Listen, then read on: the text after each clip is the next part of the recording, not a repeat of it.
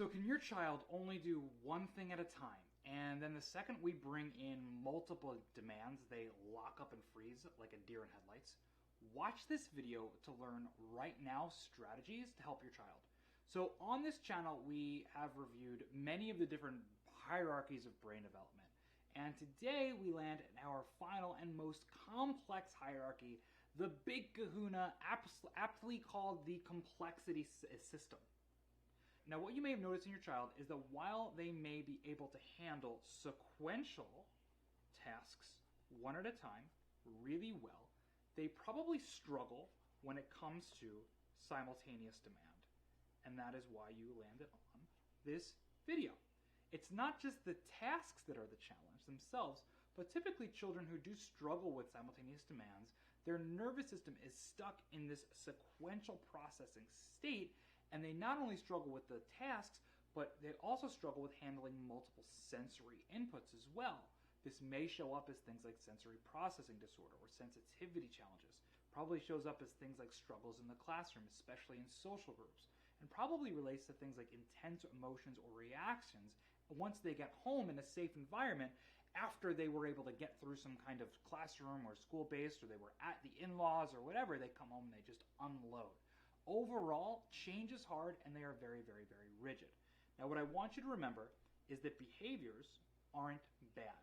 They are a window into a brain and how a brain is functioning. Whenever we're seeing challenges like this, it's important to remember that our child is trying to tell us something, right? What they're trying to tell us in this situation with this challenge is that they are stressed out, wound up, overwhelmed, and overloaded. Now, there are two different things we need to be able to look at.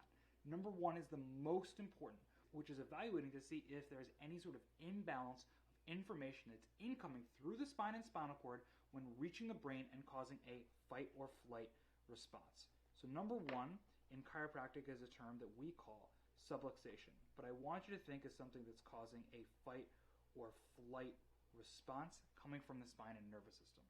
Just like it might be challenging for you to handle multiple sensory inputs when you're really stressed out and overwhelmed, if your child's nervous system is stuck in this fight or flight state, they're going to be very reactive and really struggle with taking in input. Now, a neurologically based chiropractor is trained and an expert at evaluating the nervous system for specific signs of physical stress and using gentle and specific adjustment to be able to make corrections there and allow their brain and body to connect, get out of the fight or flight state, and get onto the brake pedal into the parasympathetic, or called rest and digest, which is really where we want our children to primarily be. Now, number two is going to be looking at seeing exactly what tools our children are using to socialize, engage, and learn in our world. Now, let's take a step back and go through what normal development looks like. The brain isn't fully developed at birth. It develops over time based off of the input that it receives. And just like when your spouse was a child, they didn't pop out of their mother, run to the kitchen, crack open a Guinness, and ask what's for dinner. Your child didn't do the same thing. Those are acquired and developed skills, right? Now, when your child was first born during the first year of life, they typically interacted with the world through what's called primitive reflexes. They didn't have too much control over it.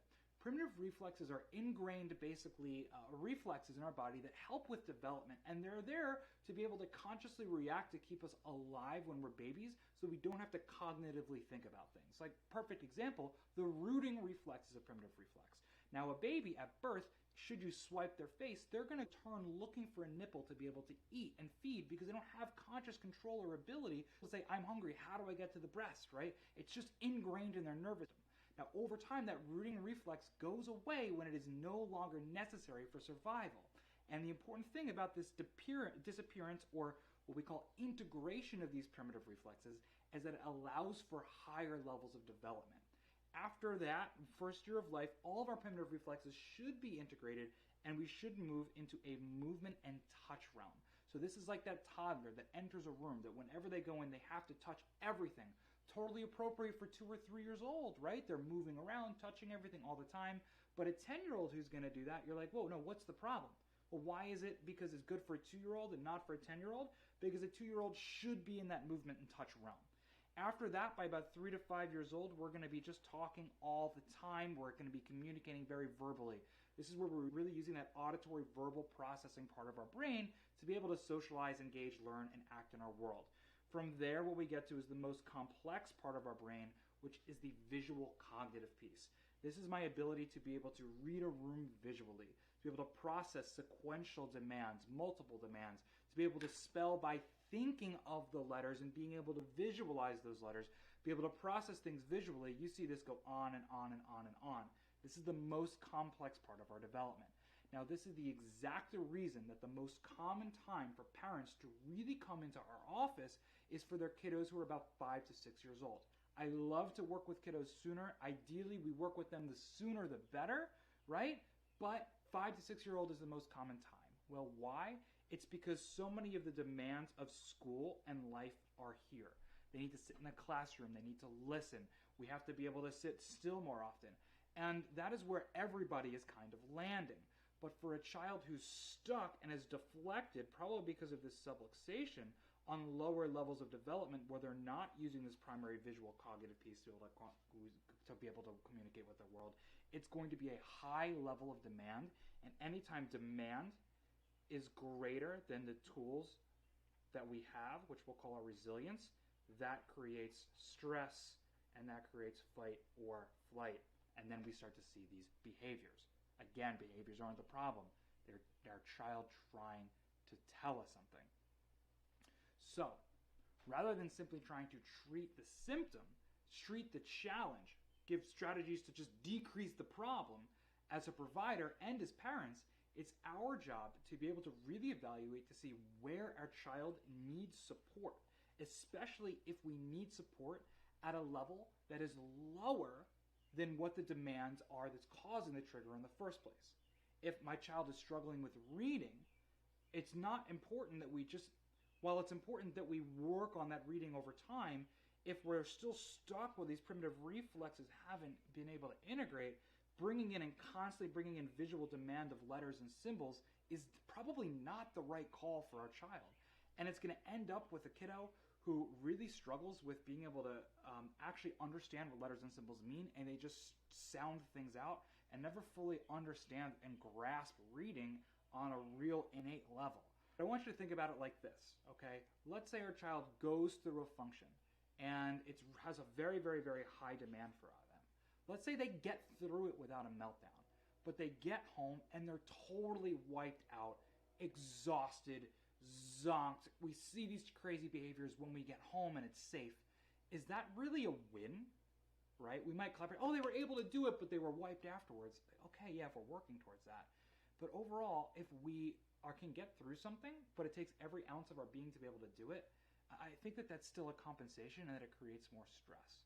So rather than just teaching coping strategies alone, we want to work with their nervous system to help them ascend this developmental hierarchy so that they can handle higher and higher and higher demand, so they can get into the place where they can bring in multiple stimuli from multiple different directions and use pictures in their brain to be able to store and remember these things properly, which is why this is a visual cognitive piece. So by assessing both this developmental trajectory and this fight or flight response with neurologically based chiropractic care, we can start to see wins like an increased ability to be able to handle high demand environments and increased resilience. So for right now, if you're already under care in our office or a neurologically based chiropractor near you, if not, that's the first step. Reach out to us and we can give you a recommendation for your area. If you've already done that and your child is still struggling here with the sequential simultaneous processing, it's time to put on your watch and wonder lens. I want you to really be diligent taking out your notes app on your phone and starting to know when your child is getting overwhelmed and overloaded. What is happening? What's the trigger? Get the list out, put everything in there. Come back after a few days and look at it. I'm sure you can start to see some pretty clear trends and patterns. And I'm sure that you can start to match those triggers up with the exact type of demand that's overloading them. Whether it's a very big emotional demand, like a primitive reflex, whether they are getting overloaded when they are forced to sit still because they're stuck in the movement touch. Maybe it's auditory or massive visual inputs that's putting them in that place. Once we understand and know, we can start to make decisions about what we're going to do about that. So a perfect example here is if our child is deflecting in movement and touch, it's probably something that we want to work with their teachers to let them be able to walk around in the back of a classroom temporarily while we are getting their nervous system more resilient to be able to handle the demand. We can create the prediction around new things. We can start to help by decreasing visual demand by using a visual calendar, by taking pictures of the people who are going to be at events, the location of the event, taking pictures in our school, in our classroom with our classmates. By putting the picture in front of our child, we're decreasing their ability to be able to think and visualizing it. We're taking the work out and decreasing stress. The more prediction we can give our child while doing this work, the better. Now, I know implementing the strategies in this video and in this whole series are going to be a game changer for you and your family.